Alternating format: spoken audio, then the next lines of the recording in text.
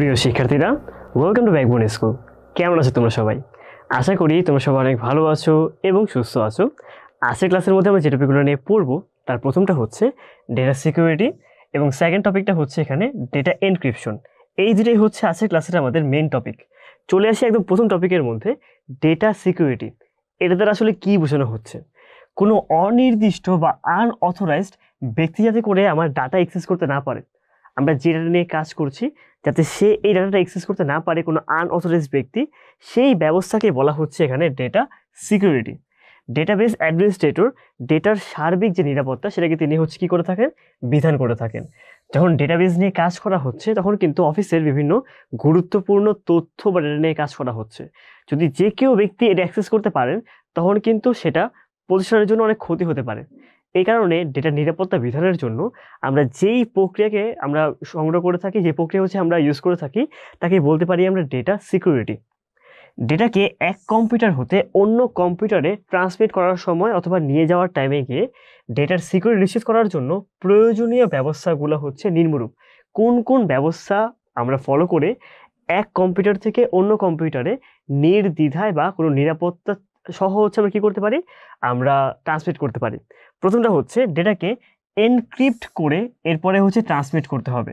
So encrypt বলতে বোঝানো হচ্ছে যে এমনভাবে সাজানো, একটা দুর্বোধ্য ভাষায় হচ্ছে নিয়ে যাওয়া, অর্থাৎ আমার যে মেন ডাটা রয়েছে সেগুলোকে চেঞ্জ করে এমনভাবে নিয়ে যাওয়া যাতে করে সেটা থেকে বোঝা পসিবল না হয় যে এই ডাটাটাকে আসলে কী বোঝানো হচ্ছে।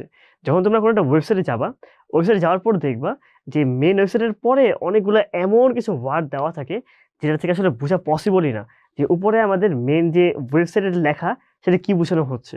প্রথমে ওয়েবসাইটের নাম, তারপরে আবিজাবি অনেক কিছু হচ্ছে লেখা থাকে, ওইগুলো হচ্ছে এনক্রিপ্টেড ভাষা, যার কারণে হচ্ছে আমাদের এটা বোঝা পসিবল না।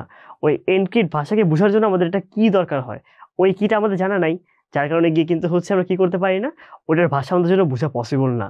এই কারণে ডেটাকে এনক্রিপ্ট করে প্রথমত কী করতে হবে, ট্রান্সমিট করতে হবে। এনক্রিপশনটাই হচ্ছে এখানে আমাদের মেন পার্ট।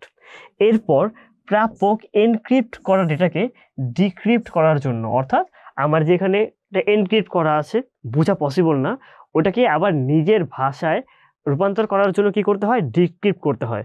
এই ডিক্রিপ্ট করার পর তারপরে গিয়ে সে কী করতে পারবে, এটাকে ব্যবহার করতে পারবে। ব্যবহারকারীদের এনক্রিপ্ট এবং ডিক্রিপ্ট করার নিয়মাবলী জানতে হবে, কীভাবে করে সেটাকে কোডে পরিণত করা যায়, কীভাবে ডিকোড করা যায়, এই ব্যাপারগুলো অবশ্যই ব্যবহারকারীকে জানতে হবে। এবং ব্যবহারকারীরা অবশ্যই অথরাইজড হতে হবে। কোনো আনঅথরাইজড ব্যক্তি এই ডাটাকে হচ্ছে এনক্রিপ্ট বা ডিক্রিপ্ট করতে পারবে না। এরপর জানবো হচ্ছে আমরা সিস্টেম সিকিউরিটি নিয়ে। সিস্টেম লেভেলে ডেটাবেস অ্যাক্সেস এবং নিয়ন্ত্রণ করার জন্য যেই নিরাপত্তা ব্যবস্থা তৈরি করা হয় বা ফলো করা হয় তাকে বলা হচ্ছে সিস্টেম সিকিউরিটি। যেমন কোনো ডেটাবেসে লগ ইন করার সময় ইউজার আইডি দেন পাসওয়ার্ড পরীক্ষা করা, এক ধরনের সিস্টেম সিকিউরিটি, আঙুলের ছাপ দিয়ে লগ ইন করা ইত্যাদি হচ্ছে সিস্টেম সিকিউরিটির মধ্যে গিয়ে পড়ছে। যেমন আমরা যদি কোনো একটা সোশ্যাল মিডিয়ার মধ্যে আমরা লগ ইন করি, লাইক ফেসবুক লগ ইন করার টাইমে কী দেওয়া লাগে, আমাদেরকে ইউজার আইডি অথবা হচ্ছে আমাদের ইমেল আইডি বা নাম্বার এবং কী দেওয়া লাগে, পাসওয়ার্ড দেওয়া লাগে। এটা কিন্তু একটা সিস্টেম সিকিউরিটির মধ্যে গিয়ে পড়ছে। আবার ফোন আনলক করার টাইমে গিয়ে আমাদের প্যাটার্ন লক দেওয়া লাগে অথবা আঙুলের ছাপ দেওয়া লাগে, এই সবগুলোকে বলা হচ্ছে সিস্টেম সিকিউরিটি। এর ফলে চাইলেই কেউ ডেটাবেস সিস্টেমের মধ্যে প্রবেশ করতে পারবে না, আগে তো সিস্টেম প্রবেশ করবে তারপরে গিয়ে হচ্ছে ডেটার তথ্যগুলো পড়বে, যাতে করে এই সিস্টেমের মধ্যে প্রবেশ করে পসিবল না হয়। এই কারণে নিরাপত্তা ব্যবস্থা তাকে বলা হচ্ছে সিস্টেম সিকিউরিটি। এবার আমরা জানবো এর পরবর্তী গুরুত্বপূর্ণ পার্ট নিয়ে, যেখানে বলা হচ্ছে যে অতি স্পর্শকাতর এবং গোপনীয় ডেটাকে নেটওয়ার্কের মাধ্যমে ট্রান্সমিট করার সময় যেই বিশেষ কোডের মাধ্যমে এলোমেলো করে দুর্বোধ্য করার প্রক্রিয়া, তাকে বলতে পারি হচ্ছে আমরা ডেটা এনক্রিপশন।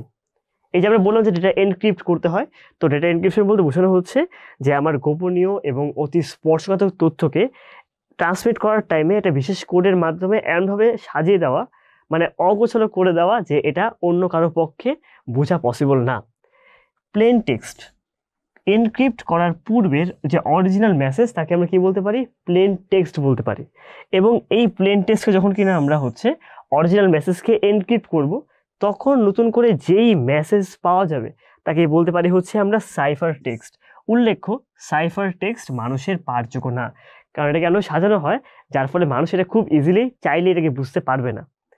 অ্যালগোরিদম যেই প্রক্রিয়ার মাধ্যমে আমরা এই প্লেন টেক্সটকে সাইফার টেক্সটে রূপান্তর করব, সেই প্রক্রিয়াকে বলা হচ্ছে অ্যালগরিদম। এবং যার মাধ্যমে এই সাইফার টেক্সটকে আমরা পরিণত করতে পারি, প্লেন টেক্সটকে সাইফার টেক্সটে পরিণত করতে পারি, সেটাকে বলা হচ্ছে কি বলা হয়ে থাকে। এই যে কি এক ধরনের কোড যা এনক্রিপ্ট বা ডিক্রিপ্ট করার জন্য হচ্ছে ব্যবহৃত হতে পারে। আমরা প্লেন টেক্সটকে সাইফার টেক্সট অথবা সাইফার টেক্সটকে প্লেন টেক্সটে নিয়ে যাওয়ার জন্য আমাদেরকে নর্মালি কি ইউজ করতে হয়। এখন কি হতে পারে হচ্ছে দুই ধরনের।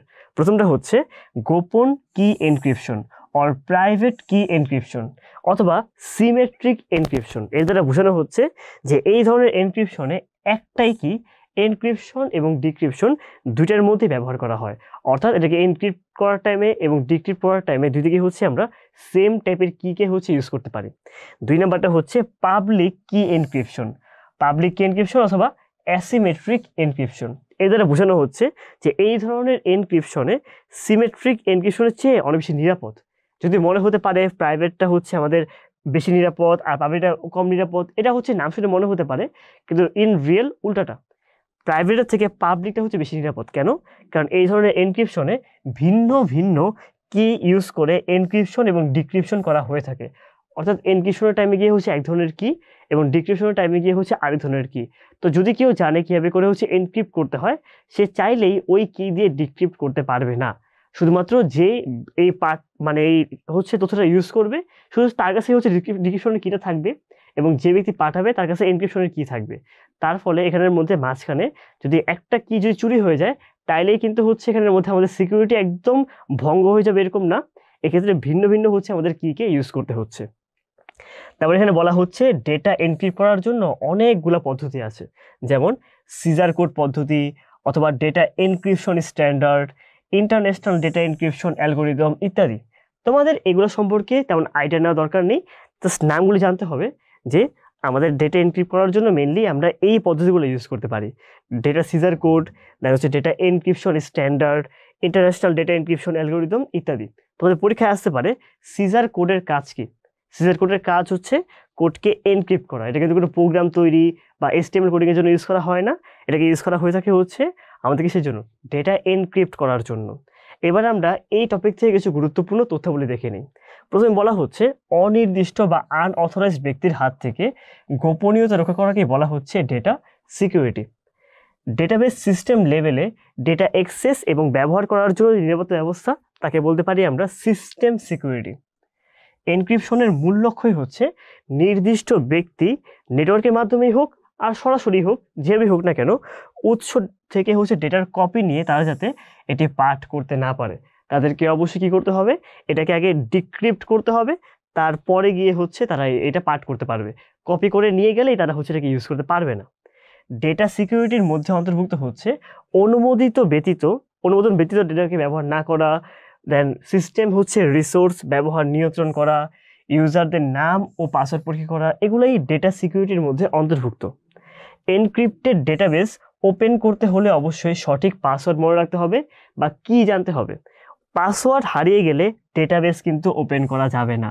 যেমন ফেসবুকে পাসওয়ার্ড ভুলে গেলে হচ্ছে ফেসবুকে ঢোকা যায় না, তেমনভাবে যদি হচ্ছে আমরা কিটা হারিয়ে ফেলি বা পাসওয়ার্ড ভুলে যাই, তখন আমরা এই এনক্রিপ্টেড ডাটাবেসকে আবার ডিক্রিপ্ট করে আমরা সেটাকে পড়তে পারবো না। এবার আমরা এই টপিক থেকে কিছু গুরুত্বপূর্ণ MCQ জেনে নিব। প্রথমটা হচ্ছে এখানে সাইফার টেক্সট কোনটি? পাঠযোগ্য text, encrypted text, plain text নাকি হচ্ছে অ্যালগরিদম? আমাকে বলো তো এই চারটার মধ্যে কোনটি এখানে অ্যান্সার হবে? সাইফার টেক্সট কোনটি? এখানে হয়ে যাবে হচ্ছে 2 নাম্বারটা। যখন কিনা হচ্ছে আমরা টেক্সটকে এনক্রিপ্ট করি, তখন যেই টেক্সট পাওয়া যায় তাকে বলা হয়ে থাকে হচ্ছে সাইফার টেক্সট।